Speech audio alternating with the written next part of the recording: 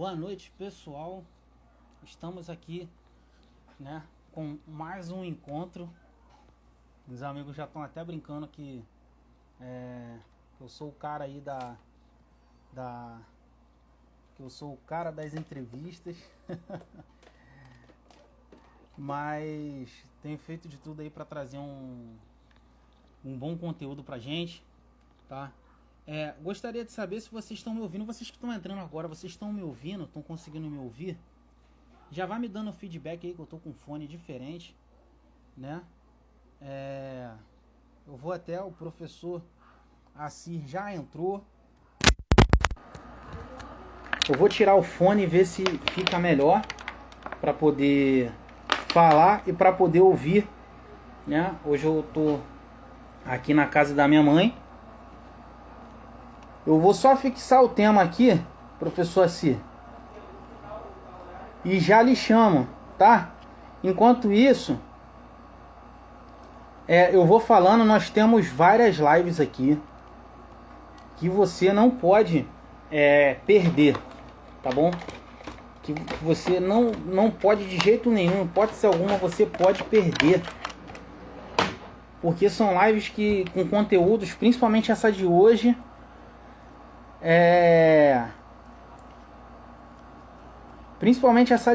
que vai falar muito naquilo que a gente entende por palavra de Deus, né? Como é que ela chegou aqui no Brasil, que é a Bíblia. Vou estar chamando aqui o professor Assir, chamando aqui também para o pessoal. Quero agradecer a vocês que estão entrando, vocês que estão assistindo. Peço que largue o coração aqui, que envie para outras pessoas. Olá, professor Assir. Ô Felipe, boa noite, tudo bem? Boa noite, o senhor me ouve bem? Eu te ouço bem, e você me ouve bem? Deixa eu arrumar aqui e distanciar um pouco. Tô ouvindo o senhor bem aqui. Hoje eu tô aqui na casa da minha mãe, eu trouxe as crianças para cá, para poder ficar um pouco mais tranquilo. Nós estamos devendo um churrasco, né? Faz tempo, né, rapaz, que você está me devendo um churrasco. Já estou até sem esperança de comer essa carne aí. Não, mas vai acontecer. Fica com esperança que vai acontecer. Olha lá, hein? É que Vamos a ver nossa se você vida... é um bom churrasqueiro, hein, rapaz? Eu sou do Sul, tem que ser churrasco, ó, de primeira. Não, mas, se o senhor provar o meu churrasco, o senhor não vai querer outro. Pode ter certeza, nenhum do Sul. Então tá bom. Pode ter certeza. Muito Professor, bem. assim, e de acordo, a gente vai descontraindo no meio da live, lógico, né? Eu gostaria... A gente fez uma live tem muito tempo, né? Eu acho que eu tinha 1000 e poucos seguidores. E de lá para cá, hoje, graças a Deus, eu vi aqui antes de entrar, estamos aqui com 4.700 seguidores, um pouquinho. Que né? bênção, que bênção. E o senhor tem uma cadeira cativa aqui na página História com Teologia. Conforme a gente for crescendo, pode ter certeza que o senhor tem uma cadeira cativa aqui. Tá? Muito obrigado. Muito obrigado. Agora, eu gostaria que para o pessoal conhecer o senhor se apresentasse, né, dissesse o nome do senhor, porque tem muito tempo que a gente fez essa live, tem muita gente nova aqui, daqui a pouco tem muita gente que vai entrar aqui que eu vou começar a enviar para o pessoal. O Instagram, ele deu uma derrubada nas minhas publicações aí esses dias, né? Então, para o pessoal conhecer o senhor, a família,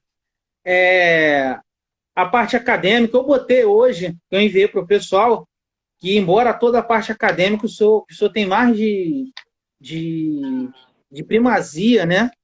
Isso que transpira do senhor é ser um homem de Deus, servo de Deus, humilde, né? E pode ter certeza que me ensina muito esse ponto, tá? Ensina muito. O senhor, a partir do momento... Não estou aqui puxando o saco, não. O senhor sabe que realmente é isso. Desde que eu conheci o senhor, eu passei a admirar, a acompanhar o trabalho, essa pessoa humilde que o senhor é. No vasto currículo que o senhor tem, o senhor é uma pessoa muito humilde, que ensina muito para a gente, além da palavra de Deus, né, como ser um homem de Deus, ser um servo de Deus. Então, eu vou deixar essa parte de apresentação para o senhor aí, né, enquanto eu vou mandando também para o pessoal aqui. Então tá bom, Felipe, o primeiro prazer é meu estar com você mais uma vez, apesar do nosso pouco contato, mas é sempre um prazer estar falando com você e você tem sido uma bênção nessa trajetória, viu? Então, obrigado pela amizade, obrigado pelo carinho, obrigado pelas palavras e por mais uma vez estar aqui compartilhando essa live com você e com o teu público aí. Quero agradecer também a alguns amigos que eu já vi, irmãos aqui, estou vendo gente do Rio Grande do Sul, do Paraná, aqui do Rio, enfim, que Deus abençoe os amigos que estão aí nessa live. Bom, eu sou Assir, eu tenho 41 anos, sou casado com a Tânia, casamos em 1999, eu tinha 19 anos quando eu casei, temos 22 anos de casamento. Tenho dois filhos, tenho o Assir Neto, que tem 21 anos. Como na minha casa a gente não tem muita criatividade, meu pai é Assir, eu sou Assir e ele também é Assir. Eu estou tentando fazer um acordo com ele para o neto, para o meu filho, para o meu neto, filho dele, também ser Assir, né? E tenho a Isabela também, que tem 19 anos, vai fazer 20 anos esse ano. Então, são dois filhos já grandes, adultos. Sou curitibano, cresci e passei boa parte da minha vida no Paraná, em Curitiba. Lá fiz o meu bacharelado em teologia, numa faculdade que na época era um seminário, não era nenhuma faculdade reconhecida pelo MEC, mas pela qual eu tenho um grande carinho e admiração, que é o Seminário Betânia, Faculdade Teológica Betânia, hoje lá em Curitiba. Depois eu andei fazendo vários cursos aí de especialização, de MBA, mas o que mais importa aí nessa trajetória foi um mestrado na área de educação, quando eu fiquei um tempo no Rio Grande do Sul, fiquei 2 anos, inclusive a Danessa aí, que é do Rio Grande do Sul, estava por aí. Também passei quase 5 anos em Belém, lá eu fiz o mestrado na área de educação, estudando as comunidades ribeirinhas da Amazônia. E aqui no Rio fiz o meu doutorado em teologia na PUC, estudando um pouquinho. Inclusive, esse é parte do que eu estudei, é esse tema que nós vamos falar hoje. Então, essa é a minha trajetória acadêmica. Eu cresci numa igreja que é de Curitiba, chamada Igreja Redenção, mas aqui no Rio passei a frequentar, e hoje é a minha igreja, é a Igreja Missionária Evangélica Maranata. Atualmente estou auxiliando aqui na igreja de Duque de Caxias, na igreja do centro de Duque de Caxias. Eu estou devendo uma visita, né? É verdade, você já me prometeu isso também. Prometeu churrasco, prometeu visita, enfim, tá devendo demais. Mas então, essa é um pouco a minha história, Felipe. Eu creio que é isso, acho que isso responde boa parte aí, né, da curiosidade que possa se ter. Então é isso. Pessoal, eu vou... Inclusive, o pastor César Moisés esteve na igreja do senhor, não foi? Foi, pela graça de Deus, nós temos na nossa igreja aqui um instituto bíblico que se chama Instituto Bíblico Maranata. Inclusive, estou vendo alguns aí, o Claudemir, enfim, que são 6 unidades do Instituto Bíblico Maranata, né? Cada unidade tem o seu diretor, mas eu coordeno o trabalho, pela graça de Deus, eu coordeno o trabalho geral, uma administração, uma gestão centralizada. E nós fizemos pela primeira vez, depois desse tempo que eu assumi, tem 2 anos, pela primeira vez nós fizemos uma aula magna conjunta. E o César Moisés, pastor César Moisés veio, deu uma grande aula sobre o pentecostalismo, né? Nossa igreja é uma igreja pentecostal clássica. Então, foi um momento muito especial, foi um momento muito bom de unidade dos alunos, enfim. Foi uma experiência muito legal. E vale a pena, né? Porque o César Moisés tem muito conhecimento aí na área, viu? Ele falou para mim, eu falei, eu vou aparecer nesse evento que eu aproveito. Dou um abraço no pastor Assi, que eu estou devendo essa visita, e dou um abraço em você também. Aí ele mandou mensagem, eu não te vi lá, porque realmente não deu para ir. Ele, eu não te vi lá. Eu falei, poxa, pastor, me perdoa, é que eu não pude ir mesmo. Né? A nossa vida de pai, de militar, de estudante, tá uma correria só. Né? Mas vai melhorar, eu vou Aqui, eu acho que o senhor conhece, né? Que é o Kiffer. Ele fica com ciúme porque o Flamengo foi campeão em cima do Inter. Olha, Aí se ele for veio para fazer falar uma do live. Flamengo, eu vou desligar aí a live, vou dormir. Não, não, eu sei que o senhor tem um coração flamenguista lá no Eu fundo. sou anti-Flamengo, né? Sou anti. Eu sou Curitiba, lá do Paraná. Então, tudo que é preto e vermelho eu não gosto, né? O Eu, Atlético eu vou, Paranaense é. eu Então, eu sou vou, eu anti. vou, eu vou converter o senhor ao flamenguismo. Né? É, pastor, para a gente dar início à nossa live, é sempre um prazer estar aqui brincando. Ele está brincando porque o Flamengo foi campeão em cima do Inter. Eu fiz a live com a camisa do Flamengo com ele, né? Isso é Inclusive, uma heresia. ele é um grande estudioso e pesquisador. Na verdade, ele é um pesquisador, está fazendo o doutorado dele pesquisando pentecostalismo. Tem uma live dele aqui top sobre isso. Quem puder assistir, assista, né? Assim como hoje vai ser são grandes e valiosas informações ali. Graças a Deus, Deus tem dado graça para a gente aqui na nossa página e trago pessoas qualificadas, né, para falar da palavra de Deus, acima de tudo, pastor, servos de Deus. Né? Então, para a gente começar a nossa live, eu queria para a gente contextualizar que o senhor explicasse um pouco como foi o processo da chegada da Bíblia aqui no Brasil, né? Porque eu achei intrigante, né, em algumas coisas que eu li do senhor.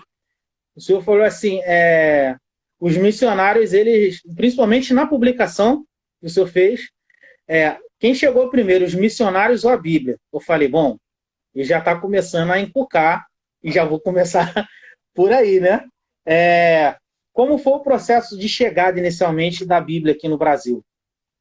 Bom, Felipe, eu gosto muito desse assunto. O fato é que eu estudei ele na minha pesquisa de doutorado. Eu quero ver se esse ano ainda eu termino de preparar o meu texto, que tinha 400 páginas da pesquisa de doutorado. A minha tese tem 400 páginas. Eu estou tentando adaptá-la para publicá-la como um livro, como uma obra mesmo, né? Porque eu falo na minha tese de doutorado sobre a história da difusão das escrituras e chego no Brasil, né? Como se deu esse trabalho no Brasil. Então, primeiro, eu trabalho na Sociedade Bíblica do Brasil, uma organização que eu amo, que eu admiro e que eu exerço também um ministério bivocacional na Sociedade Bíblica. Então, eu gosto do tema por causa que eu trabalho com ele. Eu gosto do tema porque eu gosto de história. Eu gosto do tema porque a gente vai estudar a história do protestantismo no Brasil. Então, tudo isso é muito importante. E é bom a gente conhecer um pouco a história. Mas eu acho que é bom a gente voltar um pouquinho, o Felipe, para mostrar que durante 300 anos aproximadamente, a Bíblia não teve o espaço adequado no Brasil. Vamos lembrar que a reforma acontece no século XVI na Europa, ao mesmo tempo em que o Brasil está sendo descoberto aqui. E a Bíblia se espalha pela Europa por causa da reforma, e até mesmo alguns católicos vão entrar na mesma onda, realizar traduções, enfim. A reforma dá um novo momento para a difusão da Bíblia, mas o Brasil fica atrasado, não só em relação à Bíblia, mas à literatura de forma geral, né? O Brasil vai ficar por cerca de 300 anos sem Bíblia distribuída entre o povo brasileiro, vai ficar num analfabetismo, né? Boa parte da população era analfabeta, e nós vamos ter duas experiências protestantes aqui. No século XVI, logo no início da descoberta, nós temos os huguenotes, né? Os protestantes franceses, que chegam ao Brasil, trazem Bíblias, falam um pouco, pregam a Bíblia aqui, escrevem uma confissão de fé, a Confissão Guanabara, tudo baseado nas Escrituras, mas logo são expulsos, mortos, enfim, tudo se acaba. Depois, no século XVII, nós temos também a experiência no Nordeste com os reformados holandeses, que implantam igrejas, constituem presbitérios, ordenam líderes, batizam muitas pessoas, mandam índios estudar teologia na Europa, para se ter uma ideia da dimensão do trabalho dos holandeses aqui. Mas também eles têm relatos de distribuição da Bíblia, tem relatos de traduções que eram realizadas, enfim, foi um trabalho muito grande que foi realizado, mas também tudo isso se perdeu com a expulsão dos holandeses. E aí, o Brasil vai ter novamente a Bíblia a partir da abertura, da mudança, antes da abertura dos portos, da mudança de Dom João VI para o Brasil, fugindo de Napoleão na Europa. Então ele sai da sede do Império, vem para o Brasil, aí chega aqui lá pelos idos de 1808, e com isso há uma abertura do Brasil para livros, há uma abertura do Brasil para a ciência, para a biblioteca, para o conhecimento, há uma abertura do Brasil para publicações de livros. Então, o Brasil entra num novo momento histórico onde se permite a chegada das Bíblias. E, de fato, a Sociedade Bíblica Britânica e Estrangeira, que tinha sido fundada em 1804 na Inglaterra, já começa a produzir Bíblias na língua portuguesa em 1809. 1808, Dom João VI chega ao Brasil. 1809, nós já temos as primeiras Bíblias em português para atender inicialmente alguns refugiados portugueses na Inglaterra, mas também para enviar para as colônias portuguesas. E aí, é claro, o nosso país, que passou a ser a sede do Império, a capital do Império, também vai ser beneficiado por essas Bíblias produzidas pela Sociedade Bíblica Britânica Estrangeira, enviando também para o Brasil.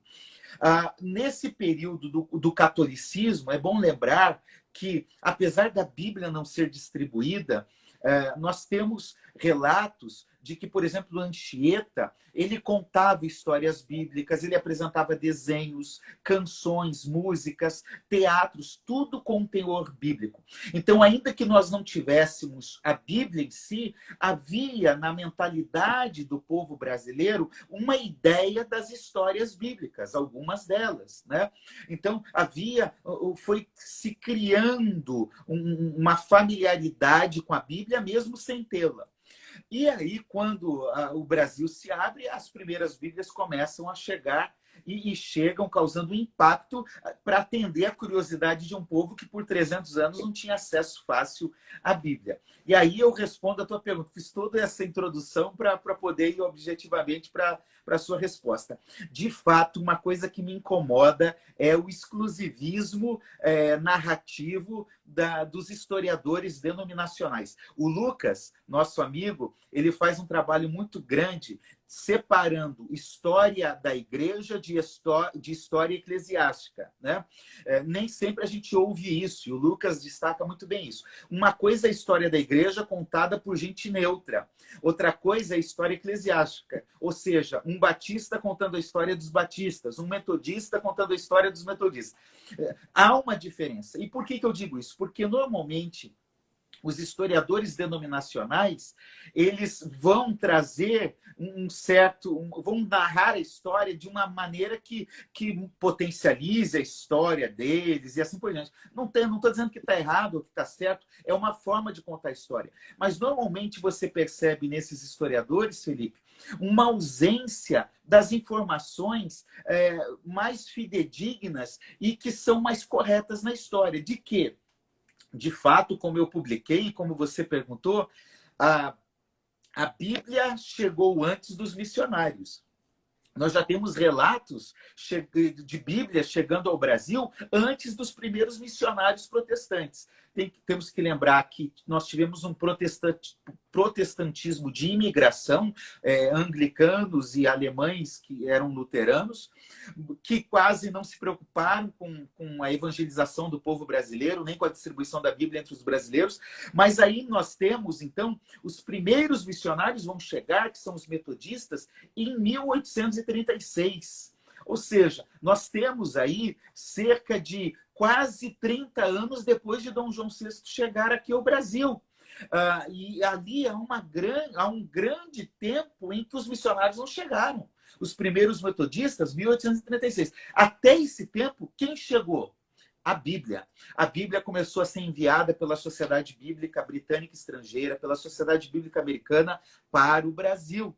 E começou a se distribuir Bíblia. Como isso?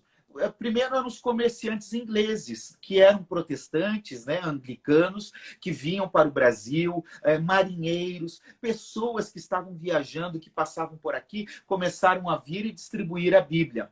Também começou a acontecer de que pessoas que chegavam no cais dos portos aqui, do Porto do Rio de Janeiro, por exemplo, deixavam caixas de Bíblias abertas. Então, pessoas iam lá e pegavam essas Bíblias e liam essas Bíblias, muito antes dos primeiros missionários chegarem.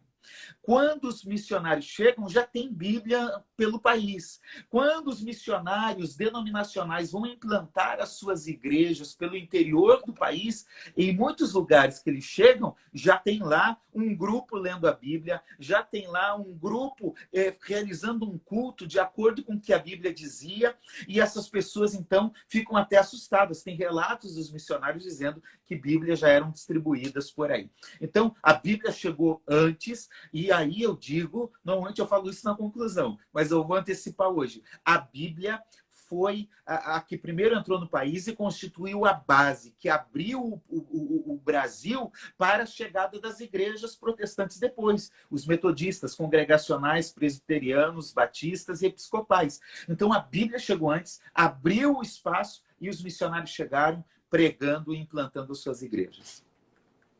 Já começou com... O senhor já começou com o pé na porta, né?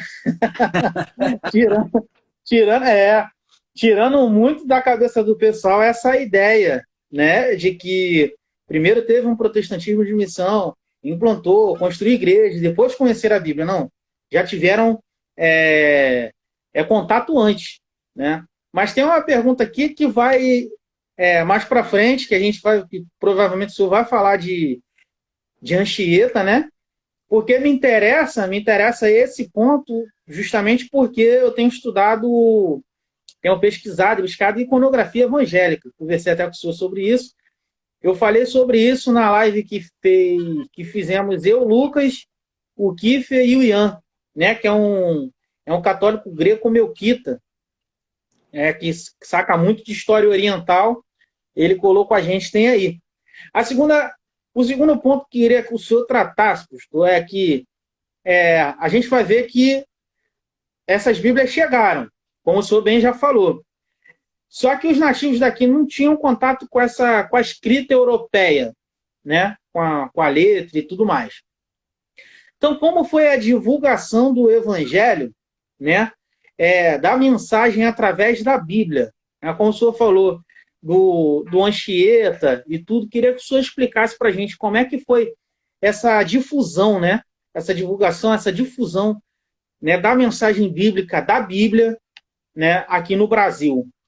Então, o trabalho foi realizado maiormente pela Igreja Católica que estava aqui, né?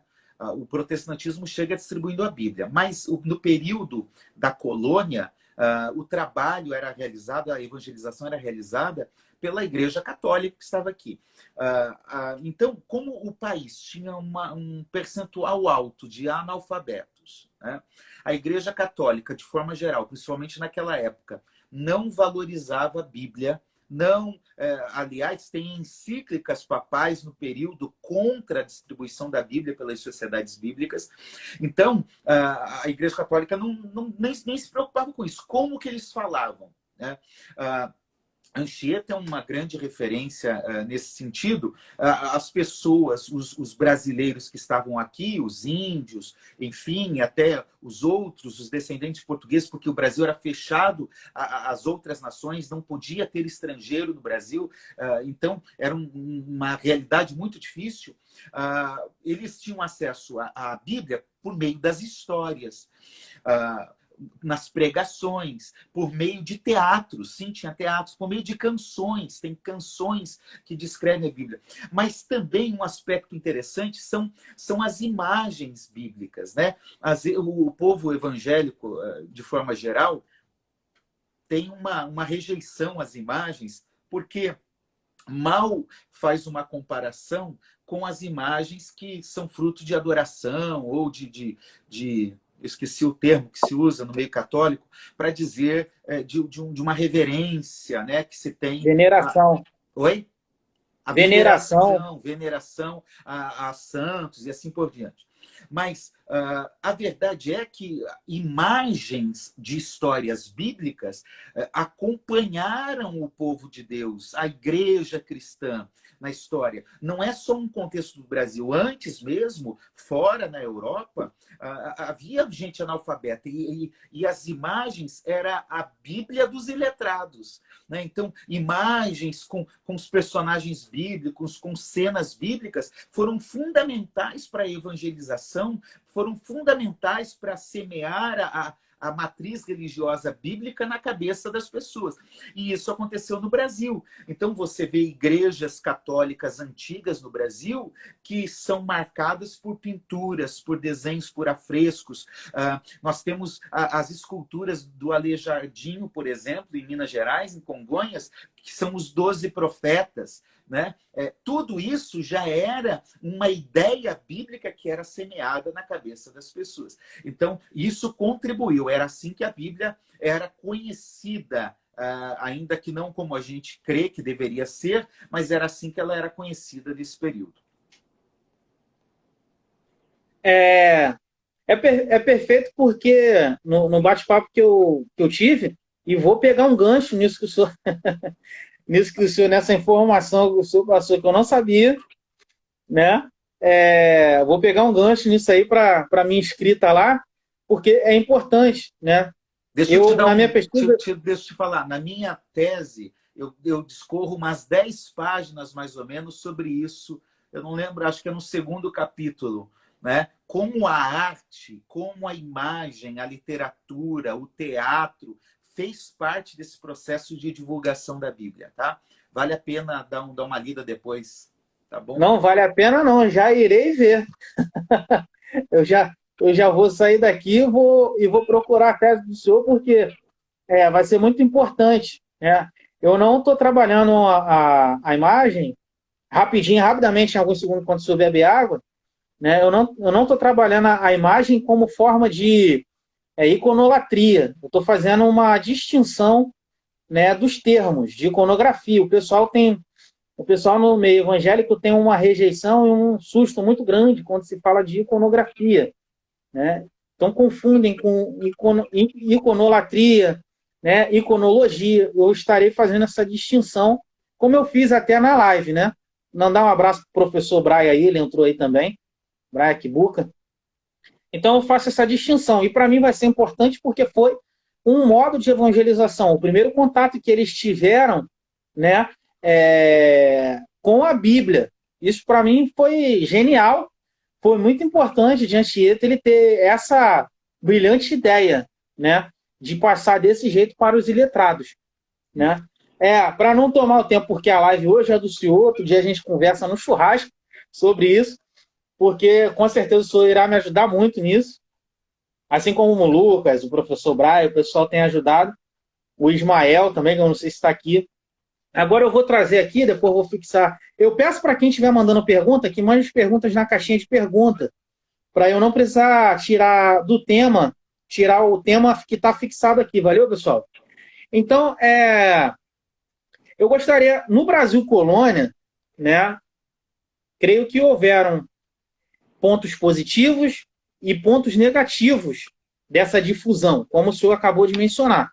Eu creio que tenha tido esses pontos, né? E é normal ter pontos negativos e positivos no que o homem coloca a mão, no que ele acaba fazendo. Eu gostaria que o senhor trouxesse para a gente aí como é que foi, quais foram os aspectos negativos e quais foram os positivos nesse período do Brasil Colônia, na difusão da Bíblia. Então, a crítica que se faz, e não é um protestante que está falando, tá? Inclusive, na minha tese, eu trago vários referenciais católicos que fazem uma crítica da ausência da Bíblia na evangelização que a Igreja Católica realizou no Brasil. É claro, o Felipe, que a gente tem que ser justo e dizer, havia ausência de livros na colônia, não era só da Bíblia, era proibida a entrada de livros, da impressão de livros, né?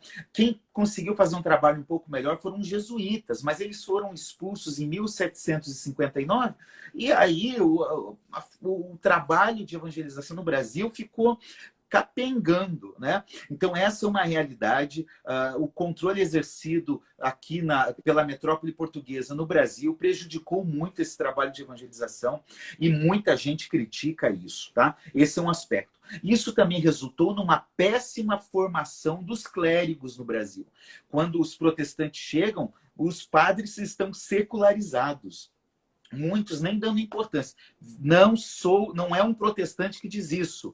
São historiadores católicos que dizem isso. É importante a gente destacar isso, tá? Então, por exemplo, um texto que eu usei na minha tese é de um bispo chamado João Evangelista Martins Terra, que faz essa crítica. Entre outros, Ronald, Riolando, Henrique Cristiano José, são historiadores católicos que vão descrever essa realidade, mostrando que houve essa escassez de Bíblia no Brasil.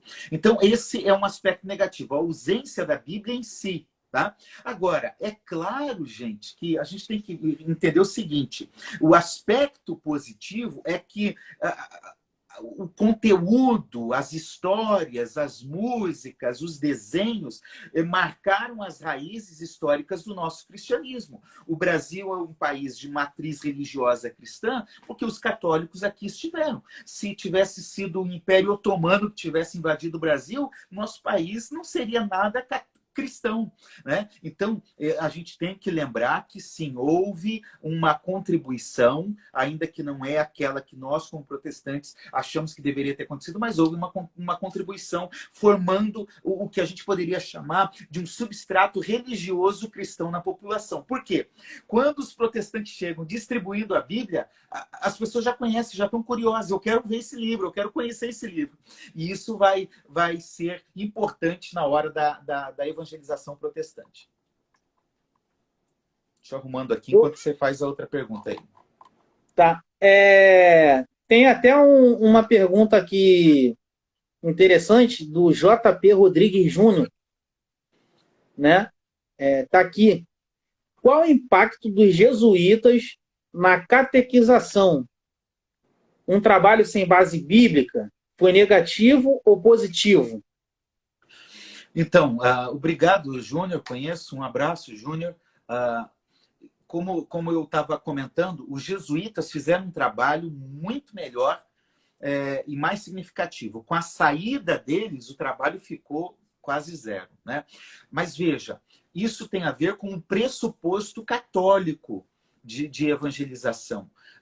Enquanto o protestantismo valoriza a Bíblia para a evangelização, pelo menos valorizava no passado, hoje talvez nem tanto, e aí vai uma crítica, a verdade é que naquela época os católicos não tinham essa importância de distribuir a Bíblia. Agora, volto a repetir, é a minha resposta. Eles geraram uma matriz religiosa cristã no Brasil que foi importante para que a população brasileira quisesse ler a Bíblia, né? Quisesse conhecer mais a Bíblia. E então esse é um aspecto positivo, só que não é tanto assim, porque faltou a Bíblia, né? Mas fez um trabalho incipiente que gerou algum fruto. Perfeito. Tem uma outra pergunta que eu vou fazer quando a gente entrar no que está aqui, tá? Ele quer saber, até porque o senhor tem tato com isso, mas aí, quando a gente entrar na parte do Brasil Império, que é agora, tem, inclusive... Se quiser fazer a pergunta, eu já respondo, já para a gente já ganhando tempo. Tá, o senhor quer já responder? Acho bom. Tá bom, vou colocar aqui, então. É do... História do RJ. Eu não estou conseguindo ler direito. João Correia. Na verdade, historiador João Correia. Certo. Eu estudo os imigrantes alemães no Brasil Império. Existe diferença entre as Bíblias? Então, a estratégia da distribuição da Bíblia no país se deu de duas formas, né? Nós já tínhamos, nesse período, a tradução de João Ferreira de Almeida, que teve início no século XVII, mas ficou pronta só no século XVIII, depois da morte dele. Então, as Bíblias que eram distribuídas no Brasil eram de João Ferreira de Almeida, mas como havia uma rejeição a uma Bíblia protestante, que eles chamavam de Bíblias falsas dos protestantes, o que os missionários, os colportores, quem andou distribuindo a Bíblia no Brasil fez? Começou a distribuir Bíblia da tradução católica da versão de Figueiredo, que é uma boa tradução, na época era uma excelente tradução. E então os protestantes distribuíam a Bíblia católica. Ah, você não quer a Bíblia do protestante, do João Ferreira? Não, tá bom, não tem problema. Pega aqui a de Figueiredo. Então, de forma geral, foram distribuídas 2 Bíblias no Brasil, 2 traduções de Almeida e de Figueiredo. Isso como uma estratégia para ninguém rejeitar a leitura da Bíblia, principalmente porque a tradução de Figueiredo era boa e ela era muito próxima da tradução de João Ferreira de Almeida. Os alemães fizeram a mesma coisa. Inclusive, tem um pastor chamado Leopold Voges, se não me engano, que foi um superintendente das igrejas luteranas na região sul do Brasil, que escreve para a Sociedade Bíblica pedindo... deixa eu arrumar aqui que está caindo esse negócio. Pedindo Bíblias para as sociedades bíblicas. Então, ele pede essas Bíblias e essas Bíblias são distribuídas na língua portuguesa para os descendentes alemães e para os brasileiros. Ele pede tanto para brasileiros quanto para os descendentes alemães que estavam aqui, né? É um relato de 1824, se não me engano, talvez pode ajudar como que é, o João Correia, né? Historiador João Correia. Historiador João Correia. Procura minha tese de doutorado, que lá eu descrevo um pouco sobre isso, tem até citações sobre isso, talvez possa ajudá-lo. Eu vou tirar daqui, Felipe, vai ficar meio móvel, porque esse negócio está soltando aqui, tá? Vai falando. Não, beleza. Fica à vontade, né? Enquanto isso, eu creio que para muitos aqui está sendo um aulão, né? Até para mim, inclusive, está sendo um aulão. Tem uma pergunta, na verdade, pastor, está chovendo pergunta. Mas tem uma aqui que eu vou deixar para o final. Essa, como está no teor do que já estamos falando, né? Eu vou fazer, que está aqui. Sim. Entendes o que lês, da página Entendes o que lês. Opa, né? Nosso amigo, que Deus te abençoe, que bom te ver por aí, meu amigo. Está aqui conosco, né? Ele está perguntando, esse atraso na difusão da Bíblia provocou algum impacto em nossos dias, nos dias atuais, que ele quer dizer, né? Se sim, como? A gente poderia dizer que sim, né? Ou que não, depende do tipo de leitura que vai se fazer. A verdade é que o protestantismo que chega logo depois, ele começa a dar uma grande ênfase na distribuição da Bíblia. Então, nos primeiros anos, né, quando está terminando o Império, mais de 1 milhão de escrituras, aqui eu estou dizendo Bíblias, Novos Testamentos, Evangelhos, foram distribuídos. Para um país que era fechado até pouco tempo, foi uma grande distribuição. Então, eu não vejo que a realidade de hoje é prejudicada pela ausência da Bíblia no período colônia. Não vejo. Eu vejo que a realidade de hoje é prejudicada pela falta da Bíblia no púlpito protestante, nos púlpitos das igrejas evangélicas, né? Eu acho que tem igreja que não lê a Bíblia. Tem igreja que lê como desculpa. A leitura bíblica não é importante hoje para a igreja evangélica brasileira. Então, eu vejo que o problema é hoje, o problema não é a história, não. Perfeito. A gente vai seguir aqui. Quem tiver pergunta, manda na caixinha de pergunta, que eu tenho como fixar aqui e não tirar o tema. O Claudemir, né? Claudemir Santos, falou que isso não é uma aula, é uma conferência teológica. O Claudemir é meu amigo, por isso que ele diz isso. Professor? Sim. Né?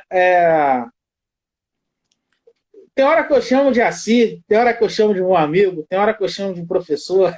Chama do que você quiser. Pode ser Assi, pode ser amigo, pode ser do que você quiser. Não precisa chamar de professor, não. Vou chamar de pastor, então, meu pastor. Pode ser. A gente vai... como o senhor já até falou muito, né? Principalmente na Europa, essa ideia é muito bem difundida, né? Que os protestantes eles começam a popularizar as Bíblias, digamos assim. O povo começa a ter acesso, né? De de ter acesso a essa popularização da Bíblia na sua própria língua, na língua do povo, né? Que dialoga com a sua cultura. E eu gostaria de perguntar em cima disso, como foi esse processo aqui no Brasil, né? O senhor já falou que quem chegou primeiro foi a Bíblia, né? Mas como foi os missionários com a Bíblia que já tinha aqui e como foi os missionários trazendo a Bíblia deles, né? Se teve alguma alteração, se teve essas coisas assim. Nesse período aí, como é que a gente consegue entender isso aí? Bom, a Bíblia é fundamental para o protestantismo, né? Então, quando os primeiros missionários vão chegando, eles chegam trazendo a Bíblia, implantando a Bíblia entre o povo brasileiro. Nós vamos ter os primeiros missionários, que são os metodistas, que chegam em 1836. E um ano depois, em 1837, chega ao Brasil, por exemplo, Daniel Kidder, que é um missionário metodista que vem para ajudar a missão metodista que está aqui, está sendo implantada no Rio de Janeiro.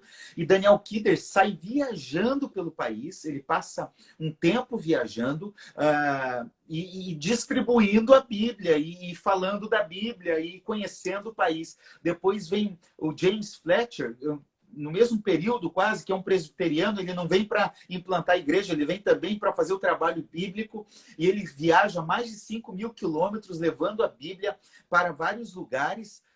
Então, a Bíblia vai chegando com os missionários. E é interessante falar que os primeiros missionários denominacionais, eles eram ou muito próximos das sociedades bíblicas, ou eram comportores, ou eram representantes das sociedades bíblicas.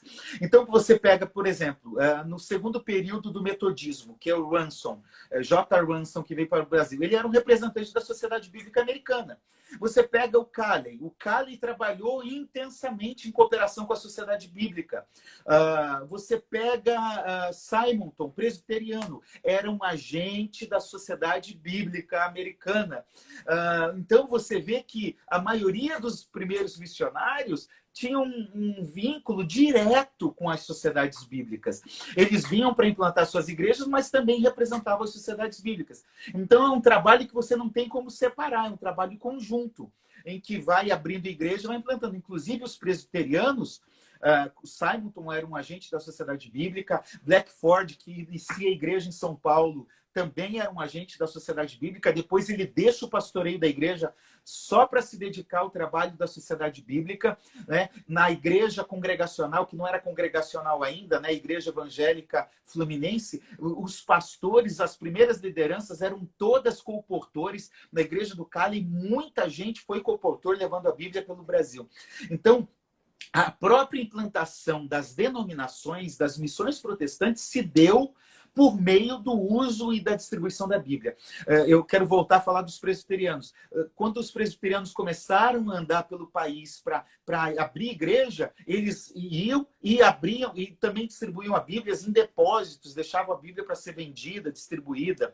Então, era um trabalho que não tinha como separar, né? Eles só apenas deram continuidade à distribuição da Bíblia, que já tinha chego ao Brasil. Perfeito. Na verdade, está chovendo perguntas aqui, né? Eu vou escolher uma aqui, que a gente tem uma interação com o povo, né? Com o público. Sim. Antes de eu entrar na outra. Na verdade, eu vou entrar nessa questão aqui primeiro, na que eu tenho para perguntar para o senhor, nessa pauta, né? Porque depois possa ser que o senhor responda essa, ou nessa resposta que o senhor vai dar, vai ficar a critério, né? A gente tem documentos que eles vão ajudar bastante na chegada do protestantismo, né? Na vinda de literaturas diferentes, como o senhor já falou, e tudo mais, né? Temos o Tratado de Comércio, com a vinda da coroa portuguesa, em 1808, 1810, né? A gente tem um tratado de comércio ali com os ingleses, da liberdade de comércio, de comerciar, né? Que tem algo bem interessante. E temos a Constituição de 1824, já no período do Brasil Império. Como esses documentos, o que estava escrito lá que cooperou para a distribuição de Bíblias, né? Que é, como esses documentos, como a Constituição, a gente pode falar assim, um conjunto de leis, como eles contribuíram, né, para a chegada da Bíblia no Brasil, para a distribuição da Bíblia no Brasil. Muito bem. Vamos lembrar que no período do Império, principalmente, começou a se ter a necessidade de trazer imigrantes para o Brasil. Então, os primeiros a chegarem foram os anglicanos, que chegaram porque o Brasil se abriu, as nações, os portos se abriram às nações amigas, mas nações amigas, na verdade, era a Inglaterra, que era a nação que tinha protegido, até escoltado Dom João VI até o Brasil. Então, se abriu primeiro a Inglaterra.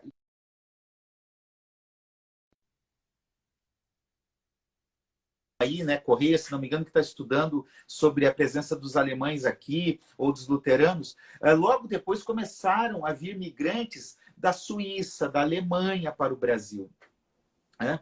E com isso, começou assim, como que vai vir um inglês e um alemão protestante se o Brasil era fechado ao protestantismo? Era proibido ter a manifestação de fé protestante no Brasil. Então, com isso, há primeiro tratado, né, um acordo de navegação e comércio com a Inglaterra, logo depois da chegada de João VI ao Brasil, em que se proíbe perseguição religiosa, se autoriza a publicação de textos e se autoriza, tem a liberdade de culto dos anglicanos no Brasil e estendido aos próximos que vão vir. Então tem isso. Ainda não podia construir igreja, não poderia construir com formato de igreja, não podia fazer proselitismo. Então, isso começa. Então, ali, logo depois da chegada do Dom João VI, já tem essa abertura.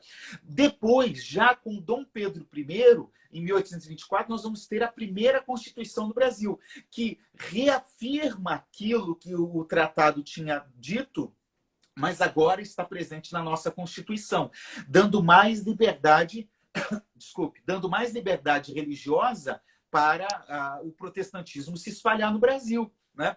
Então, esses dois documentos vão trazer liberdade religiosa, liberdade de publicação de textos, liberdade de distribuição de uso de Bíblia.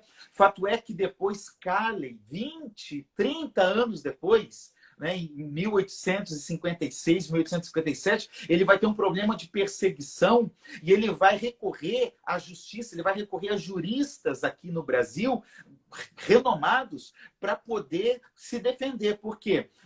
Teve uma pergunta aí, houve algum tipo de reação contrária a fim de impedir essa distribuição? Houve. Os católicos, alguns padres apoiaram o trabalho, mas alguns rejeitaram e perseguiram. Algumas autoridades políticas também começaram a perseguir, começaram a tacar pedra nos cultos e assim por diante. E Calley sofreu uma intensa perseguição, ele era médico, a ponto de tentarem caçar a liberdade dele de atuar como médico no Brasil. E aí Calley busca, então, um apoio dos juristas e há um parecer favorável com base nas leis do país para que ele pudesse praticar o seu culto e para que ele pudesse distribuir a Bíblia. Né? Um certo período, eu não lembro bem a década, mas lá pelo 1860, 1870, tem um comportor que é preso quando está distribuindo a Bíblia. E aí, é 1860 e alguma coisa. E aí se recorre a Dom Pedro II, o imperador na época. E o imperador dá liberdade e uma carta autorizando para ele sair distribuindo a Bíblia.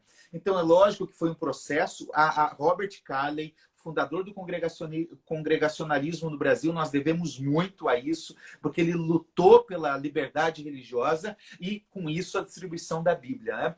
Então, de fato, é mais ou menos isso que acontece aí na história, trazendo essa permissão de que, aos poucos, a Bíblia vá sendo distribuída. Mas tem relatos, cria-se uma liga contra as Bíblias dos protestantes e as suas Bíblias falsas. Então, se pegava a Bíblia e se colocava numa fogueira e queimava, né? Isso se espalhou principalmente pelo Nordeste do Brasil. Então, houve muita perseguição, mas mesmo assim a Bíblia foi sendo distribuída cada vez mais. não tem como impedir a distribuição da palavra de Deus. É uma coisa assim interessante no decorrer da história, que os próprios que faziam uso dela tentam destruir ela, né? É bem interessante. Professor, quero dar uma pausa para os comerciais. O senhor tem os livros aí que o senhor escreveu para o pessoal conhecer? Pessoal, vocês estão vendo aqui Só um o pouquinho. nível do pastor Assi, e creio que ele vai transformar, a tese dele em um livro também. Ele tem um livro que eu ganhei sobre missões, né? Interessantíssimo. Eu comecei a ler, estou lendo ainda. Tirei frases dali, tá? Tem, eu acho que uma ou duas frases que eu tirei. Eu fiz um rios, né? Com algumas marcações já na Bíblia. E depois, se eu apresentar os livros aí para o pessoal conhecer, a gente vai entrar na próxima pauta aqui e depois responder a Tá bom. pergunta do Bruno Saraiva, né, que está aqui nos assistindo, é um amigo, seguidor da página já há um bom tempo, faz um trabalho Bruna do incrível Rio também Grande na do Sul. internet. Bruna do Rio Grande do Sul. Acho que foi meu aluno aí em um curso de teologia. É mesmo, cara. É. Bom, vamos Apresenta. lá. Deixa eu te mostrar aqui alguns dos livros que eu tenho. Eu não tenho todos aqui, mas alguns eu tenho. Teologia das Cidades. É uma série que eu vou mostrar que eu produzi para a editora Intersaberes, que tem um curso de teologia, o Inter, né? Teologia das Cidades. É um livro de missão urbana. Sociologia da Religião. Introdução, aspectos históricos. Falo da sociologia da religião fora, na Europa e no Brasil. Gestão de igrejas, princípios bíblicos e administrativos na gestão de igrejas. História bíblica de Israel, com o meu amigo, parceiro, pastor Marcos Batista. Na verdade, ele é o autor principal. Eu fiz apenas algumas atualizações nesse trabalho. Isso aqui também é o primeiro capítulo, acho que é o primeiro capítulo da minha dissertação, Desafio ao Educador Contemporâneo. Está aqui. E o meu mais recente livro, que na verdade era um primeiro, publicado em 2013, que foi revisado, é esse aqui, Missão que Transforma, o que a Bíblia diz sobre a ação cristã no mundo. Esses são os meus livros que estão aqui por enquanto. Esse Missão que Transforma eu tenho. Eu comecei a ler, já comecei a fazer umas marcações. Agora eu quero esse aí, Sociologia das Religiões. Vou procurar, hein? Tá bom, eu estou para encomendar e aí eu te aviso quando chegar. Beleza. Onde compra esses livros, professor? Me O manda pessoal está perguntando. por DM aqui oh, meu Deus, no Instagram. O Missão que Transforma já está na Amazon, tá? Mas também pode comprar comigo, que daí eu acho que pode sair um pouquinho mais barato. Todos esses livros estão lá na Amazon, mas se comprar comigo, sai um pouquinho mais barato. Opa, vou comprar contigo, que aí eu aproveito e a gente toma um café, te dou um abraço de novo. Café não, eu quero churrasco. O churrasco vai sair. Teve um que falou, quero esse churrasco também. Rapaz, mas vai sair esse churrasco sim. Vai vir aqui em casa, a gente fazer uma reunião, a gente comer um churrasco junto. Ó, só que aqui em casa, quando sai, tem que fazer uma oração. É regra. Tá Entendeu? bom. A gente faz na chegada e na saída. Então melhorou. Já na chegada e na saída, o churrasco vai rolar mesmo. A gente tem o Bruno Saraiva, ele está perguntando: a Vulgata Latina influenciou na tradução da Bíblia também aqui no Brasil? Também no Brasil? Não. Eu creio que não, né? Não. A Vulgata Latina não influenciou. A tradução da Bíblia, na verdade, a tradução de Almeida não foi feita no Brasil nem para brasileiros, né? Ela foi feita fora. É claro que hoje os tradutores eles se utilizam de todos os recursos, né, possíveis. Então, os textos originais, outras traduções, certamente a Latina entra lá, a Vulgata entra, mas não é que influenciou, determinou, nada disso. O professor, tem uma pergunta aqui do historiador João Corrêa, que eu achei interessante, porque, se eu não me engano, no Museu da Inglaterra tem uma Bíblia, chamada Bíblia dos Escravos, que foi achada, se eu não me engano, no século XIX. século XVIII, que foram retiradas várias passagens que poderiam incitar rebelião, né, dos escravos, que foram retiradas essas passagens bíblicas que sobre liberdade, essas coisas. Não está na pauta, mas ele levantou aqui interessante, se o senhor puder responder. Como era o acesso da população a essa Bíblia? A Bíblia era a Bíblia mesmo? Ou teve alguma alteração? Ou teve Não, alguma alteração? Ou teve algum ensino diferente? Como é que foi? era a Bíblia mesmo, tá? Nós temos alguns, por exemplo, que chegam. Eu esqueci o nome agora. O Lucas está aí, acho que o Lucas entrou aí. Se o Lucas puder me ajudar, que ele é batista, ele vai lembrar daquele primeiro missionário que chega aqui em 1858, 1859. Ele chega para evangelizar e ele tinha trabalhado na África, entre a tribo Yorubá, e ele chega ao Brasil com o objetivo de evangelizar, inclusive, escravos. E ele gera suspeita, perigo, ele chega a ser preso por causa disso. Então, nós temos histórias. Não é nem o Taylor nem o Begbie, é antes, é uma experiência que o cara fica aqui um ano só e volta embora. Eu não lembro agora o nome dele, eu posso tentar descobrir daqui a pouquinho aqui, tá? É bem antes do Begbie e do Taylor. E ele vai evangelizar escravos, né? Nós temos alguns que se manifestam contra o sistema de escravidão no Brasil. O Calley prega contra a escravidão no Brasil. A primeira escola bíblica dominical de caráter permanente, isso é um batista mais ou menos, viu, Lucas? A primeira igreja, a primeira escola bíblica permanente no Brasil, que é dos congregacionais, é uma escola mista entre negros e brancos, né? Tinha em 3 línguas e tinha negros e brancos. Então, muitos vão reagir contra. Agora, isso não é unanimidade. Tem alguns missionários que vêm principalmente do sul dos Estados Unidos aqui para o Brasil, e que eles estão fugindo lá da região sul justamente porque está acabando a escravidão lá, está tendo a Guerra Civil Americana, e vem para o Brasil, onde ainda é um país escravocrata. Palavra difícil. Mas eles vêm trazendo a boa parte dos missionários contra o sistema de escravidão, né? Alguns ficam neutros, outros são favoráveis, mas nós temos aí, era a mesma Bíblia que era distribuída, as ações que eram realizadas por aqueles que foram contra a escravidão usavam a mesma Bíblia, aqueles que eram favoráveis usavam a mesma Bíblia, não tinha diferença, não. Perfeito. Tá? Ele está agradecendo aqui, né? Ele pesquisa a escravidão, já deu. Professor Assi, temos 57 minutos de live, né? Que a gente já está aqui na live. Sim. O senhor deseja continuar alguns minutos? Podemos Só fazer mais uns 10 minutos? Mais uns 10 minutos, perfeito para mim, que eu tenho mais uma pergunta interessante, né? Enquanto isso, eu vou procurar tem alguns personagens. Eu vou procurar aqui, enquanto isso, Teve o Claudemir, ele botou aqui João Gabriel. Não é esse, não. Mas pode ir perguntando aí que eu vou procurando aqui. Eu vou achar o texto que eu escrevi esses dias.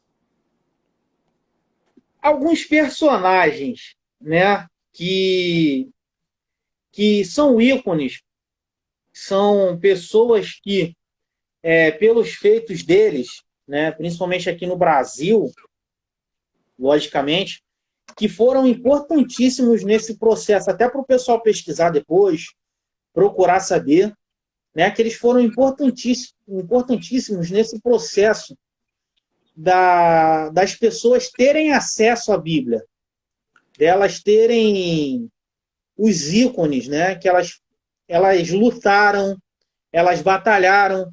O senhor até falou já do Calley, que ele recorre a juristas para fazer, por causa da perseguição contra a Bíblia, as Bíblias, né? Estavam aqui no Brasil. Então, quem cita alguns personagens aí para a gente que o senhor gosta muito, principalmente, de citar nesse ponto aí. Tá, eu só quero falar o nome do missionário batista que chega ao Brasil em 1859. Ele chega ao Rio de Janeiro, é Thomas Jefferson Bowen. Né? Ele teve uma experiência missionária na África, evangelizou escravos e veio aqui para evangelizar também escravos, mas logo depois foi embora. Então, veja que desde o início aí tivemos algumas experiências interessantes nesse sentido, né? Bom, eu acho que no decorrer da live, a gente já foi falando alguns. Eu quero reiterar o nome deles. Entre os metodistas, que foram os primeiros, né? O Ransom, que foi um agente da Sociedade Bíblica, ele realizou um trabalho metodista, estruturou o trabalho metodista aqui no Brasil, fez um grande trabalho a ponto do período de 10 anos que ele passou aqui se chamar Missão Ransom, porque foi um grande trabalhador e ele foi um grande distribuidor de Bíblias, foi representante da Sociedade Bíblica Americana. Entre os metodistas também, eu quero falar de um trabalho de Hugh Clarence Tucker, que trabalhou cerca de quase 50 anos no Brasil, no final do Império, já início da República. Tucker realizou um trabalho de distribuição da Bíblia fantástico no Brasil. Eu descrevo muito dele na minha tese. O próprio Simonton, que também ampliou o trabalho de colportagem, criou depósitos de Bíblias no Brasil, também criou a primeira livraria evangélica do país para vender Bíblias e algumas outras literaturas.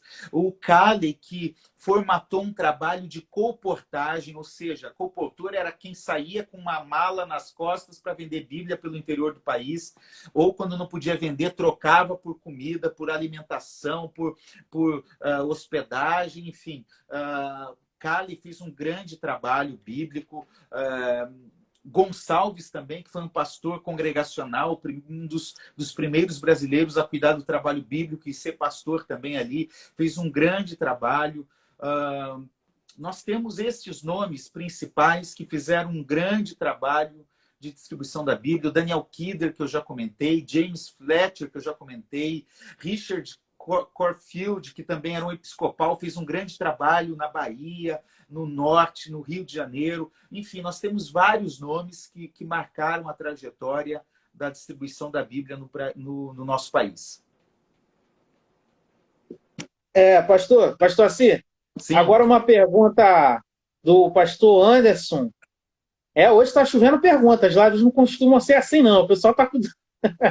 É um assunto que a gente vai ter que retornar aqui, viu?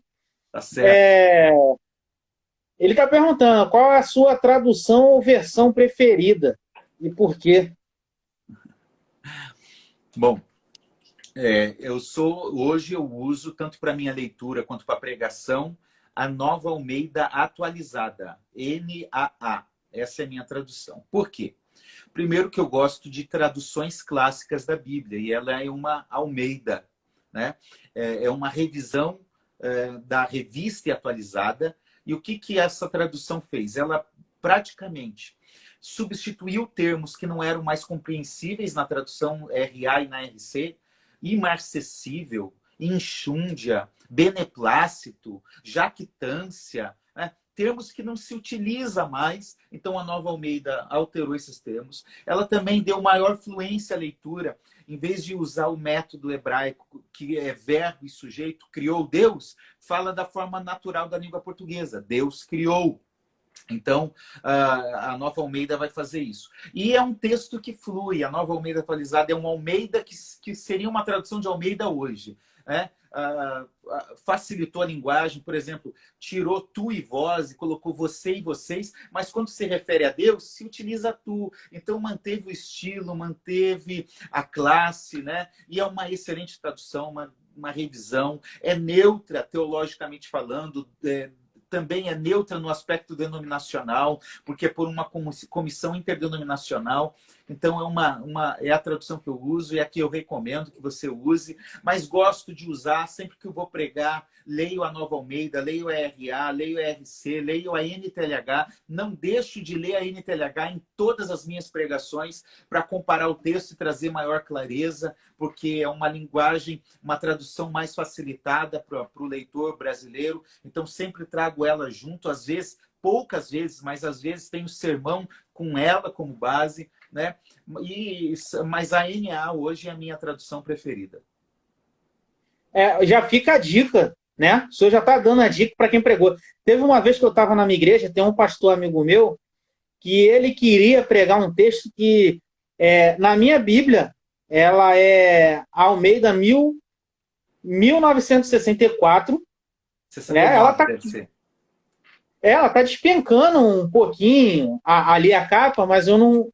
As minhas marcações estão nela, eu não me desfaço dela, não. Ela é pequena, não é grande, né? Mas capa dura, mas está despencando um pouco. Porque ele falou assim: ó, quando eu for pregar, eu vou usar a tua Bíblia. Aí, pô, me deu aquela dor no coração que a minha Bíblia. Ele, mas quando eu for pregar, eu vou te pedir lá do púlpito para a gente fazer um drama, né? E ele quis usar a minha Bíblia porque se encaixava melhor com o teor da pregação dele, né? Com que ele iria tratar sobre o tema central que é a ansiedade, e as outras Bíblias não. Pastor, tem uma outra pergunta aqui. Eu estou querendo até liberar o senhor, mas é o povo que não deixa. Não bota a culpa em mim, não. Né? Que ele está perguntando aqui, ele fez o JP Rodrigues Júnior. Ele fez duas perguntas, eu vou encaixar dentro de uma, tá? Ele pergunta: o ensino teológico se inicia a partir dessa disseminação da Bíblia ou muito depois? Na outra pergunta que ele faz quando iniciou o arminianismo aqui no Brasil? Então vamos lá. A primeira pergunta é de formação teológica. Simonton, eu não lembro agora o ano, mas Simonton ficou pouco tempo no Brasil, menos de 7 anos. Ele logo morreu de febre amarela, né? Então, o fundador do presbiterianismo morreu aqui no Brasil, dedicando a sua vida no Brasil, como muitos missionários dedicaram a vida e sofreram doenças e morreram aqui no Brasil. Mas Simonton já criou o que se chamou na época 1860 e alguma coisa, acho que 64, se não me engano, não, acho que é 64, Seminário Teológico Primitivo, que foi o primeiro seminário de formação teológica no Brasil, criado pelos presbiterianos. Esse seminário teve pouco tempo de duração, mas a formação teológica se deu exatamente com Simonton. Logo depois que ele chegou, ele fundou uma livraria evangélica, implantou igrejas no Brasil, no Rio de Janeiro, e criou o seminário para a formação de obreiros. Depois os metodistas também vão ter uma formação teológica e assim por diante, né? Os congregacionais mandavam para a Europa para formar lá, mas logo os presbiterianos foram os primeiros a implantar um seminário aqui. E a outra pergunta era qual? Quando o arminianismo chega aqui no Brasil? Na verdade, Júnior, essa onda arminiana e calvinista está mais recente agora, tá? Na verdade, como doutrina mesmo, nem mesmo os calvinistas ficavam falando tanto, né? Então, isso tem... Se você for falar dos arminianos, poderíamos citar os metodistas, porque os metodistas são armínios wesleyanos, né? Então, deveriam ser eles os primeiros a chegarem no Brasil, né? Os batistas normalmente são arminianos de 4 pontos, então talvez, mas essa discussão é mais recente no sentido aqui no Brasil, não fora. Não estou dizendo da Europa, não estou dizendo de fora, mas aqui no Brasil não tinha tanto isso, não. Então é agora que esse negócio está emergindo aí nos últimos 20, 30 anos. Quer dizer, nos últimos 10 anos. Até a tradução dos escritos de Armínio, a CPAD publicou tem pouco tempo, né? Tem coisa de 4 anos, 6 anos. Tem. Porque começou um movimento calvinista no Brasil aí, lá pelo início dos anos 2000, um pouco depois, né? Começou um movimento calvinista, então os arminianos tiveram que também se levantar e começar a publicar, defender, escrever, e aí está esse movimento agora aí no Brasil. Que o senhor foge igual a mim também, né? Não, eu sou arminiano, eu já fui calvinista, mas sou arminiano e defendo o arminianismo, mas eu não fico entrando nisso não para essas discussões. Perfeito. Professor, eu prometo que só tem mais 2, né? As Pode minhas ser. já acabaram, né? A gente, embora tá dentro da tese do senhor, essa pergunta esteja um pouco por fora, mas creio que o pessoal vai querer saber. É uma pergunta boa. Tem uma pessoa que está perguntando o nome da tese do senhor e aonde encontrar, tá? Depois o senhor fala. E essa pergunta está assim, na página 41 da sua tese, Bozelli sustenta que quando Esdras traz o livro da lei, era porque o povo queria ver antes de ouvir o livro da lei. Fale um pouco mais sobre essa história. Essa pergunta aqui, essa indagação aqui é do Claudemir Santos. Ele está fazendo ao senhor. Claudemir, meu querido amigo. Vamos lá, a minha tese está disponível, é só digitar no Google a história da difusão das escrituras e digitar meu nome, é Ciro de Jerônimo Júnior, vai achar minha tese lá, pode baixar, pode ler. Tá? Bozelli, ele vai trabalhar na obra dele, eu estava procurando aqui o livro dele, mas eu nem sei onde está esse livro. Ele trabalha o conceito da liturgia, então ele vai mostrar, Bozelli é um frei católico, ele vai mostrar a importância que o lugar da Bíblia na liturgia cristã, a percepção da Bíblia, olhar a Bíblia. E fato é que na tradição católica, você tem o altar para a Eucaristia e você tem o púlpito para a Bíblia, coisas distintas, né, para pregar a Bíblia. Então, ele vai mostrar e ele vai fazer um recorte histórico, indo para Esdras, depois para Jesus na sinagoga, mostrando que quando Esdras, no contexto de Neemias 8, levanta para falar da lei, o povo está todo em pé, fica de manhã até à tarde ouvindo as escrituras e vendo essa narrativa, né? Então, ele diz que a importância de olhar para a Bíblia, de se posicionar, de ficar em pé, como também na sinagoga em Nazaré. Então, é mais ou menos isso, é ter a percepção do lugar das escrituras na vida da igreja. Eu acho que isso é muito importante. Eu não sou contra, pelo contrário, sou favorável a ter Bíblias no celular, mas eu recomendo a todo crente que leve a Bíblia para a igreja, que tenha a sua Bíblia impressa, que leia a Bíblia impressa na igreja, porque aí é um aspecto pedagógico e litúrgico que é diferenciado, né? A minha Bíblia é a minha Bíblia, o meu celular é o meu celular que tem um aplicativo bíblico. Então é importante você andar com a sua Bíblia. Professor, perfeito. Cada hora eu chamo de professor, pastor, meu amigo. Eu estou complicado. Depois o Kiffer vai falar que eu sou um entrevistador muito ruim. Eu quero deixar para o senhor um grande abraço. O pessoal está nos assistindo até agora. Tivemos aqui um bom número. Estamos tendo, graças a Deus, um bom público aqui na nossa página. Né? Já tivemos lives aqui de bater 100 pessoas, 40, 60, 30. Creio que hoje diminuiu por causa do jogo do Flamengo. Mas o pessoal entra e já pergunta assim, vai ficar salvo? Tem umas 4 perguntas aqui na minha caixinha aqui, perguntando se vai ficar salvo. Vai ficar salvo. Nós vamos salvar essa live. Eu não desperdiço nenhuma aqui, principalmente uma live com o senhor. E para mim foi muito top a parte dos escravos, né? Legal. Eu não sabia, foi uma parte assim fantástica para mim. E gostaria que o senhor deixasse para a gente, aí uma palavra. A gente está falando da palavra de Deus, da Bíblia, uma coisa que no nosso país hoje, no nosso mundo protestante evangélico, tem sido deixado de lado.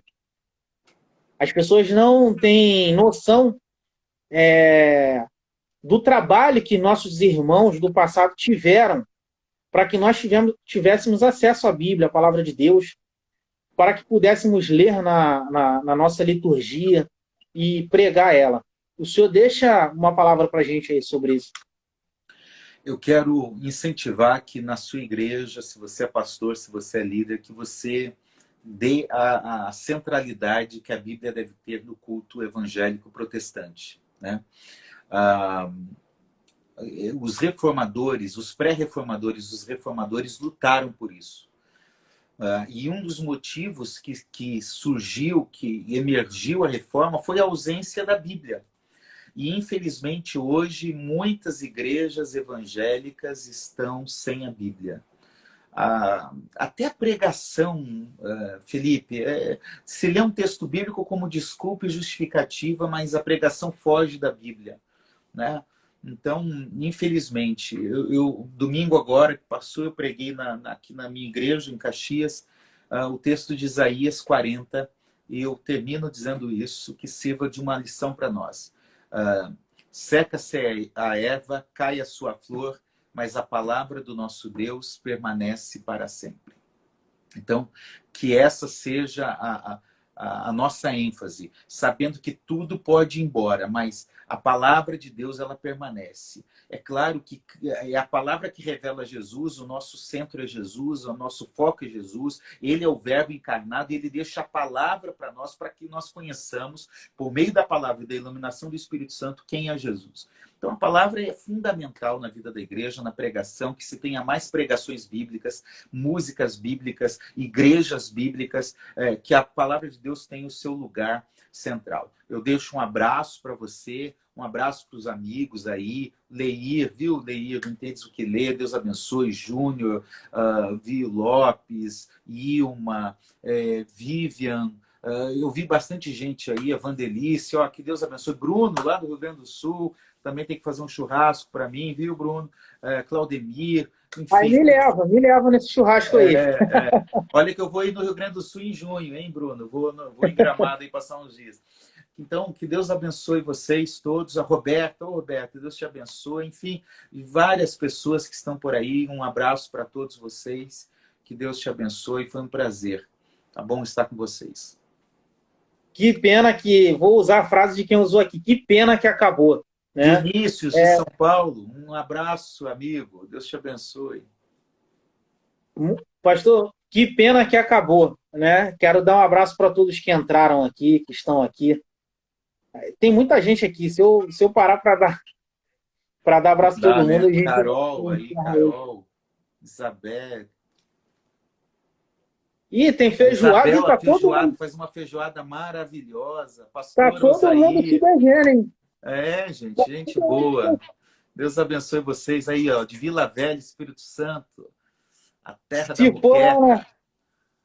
Só falta o Rapo, o Dip falar aí que tá te devendo um churrasco também. Minha sogra é do Ceará, minha sogra. Olha aí. Ela acho que tá aqui. Eu acho que ela tá aqui na live também. Faz um baião de 2 arretado pra gente aí.